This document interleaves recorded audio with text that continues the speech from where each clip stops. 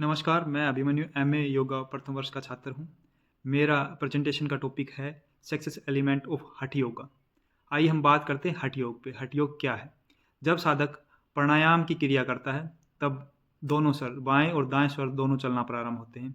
इसके संयोग से सुषुम्ना का जागरण होता है और सुषुम्ना के निचले स्तर पर कुंडलिनी शक्ति सुषुप्त अवस्था में पाई जाती है, जो सुषुम्ना में प्राण प्रवाहित होने पर कुंडलिनी शक्ति का जागरण करती है।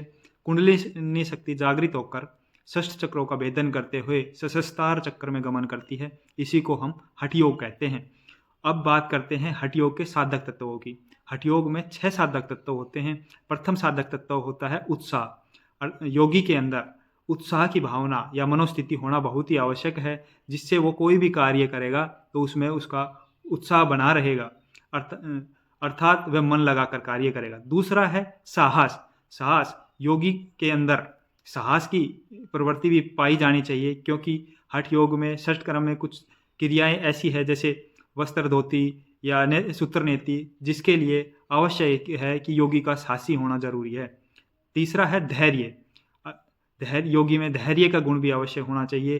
रातों रात अगर चाहे कि मैं किसी भी सिद्धि को प्राप्त कर लूँ, ऐसा नहीं हो सकता साधना के दृष्टिकोण से। इसलिए योगी में धैर्य आवश्यक है। जो चौथा साधक तत्व है वो है तत्व ज्ञान। योग मार्ग पर चलने से पहले आवश्यक है कि साधक साधना मार्ग का उचित ज्ञान प्राप्त करे। वो ज्ञान हम शास्त्रों तथा गुरु उपदेशों द्वारा ग्रहण कर सकते हैं, या किसी गुरु के सानिध्य में रहकर ऐसा किया जा सकता है। पांचवा जो साधक तत्व है वो है दृढ़ निश्चय। किसी भी संसारिक कार्य को प्रारंभ करने से पहले दृढ़ निश्चय की भावना आवश्यक होती है। जो जहाँ निश्चय ढीला हुआ वहीं मार्ग में बाधा उत्पन्न होती है। अतः योग साधना के मार्ग में प्रवृत्त होने से पहले दृढ़ निश्चय बहुत ही आवश्यक है।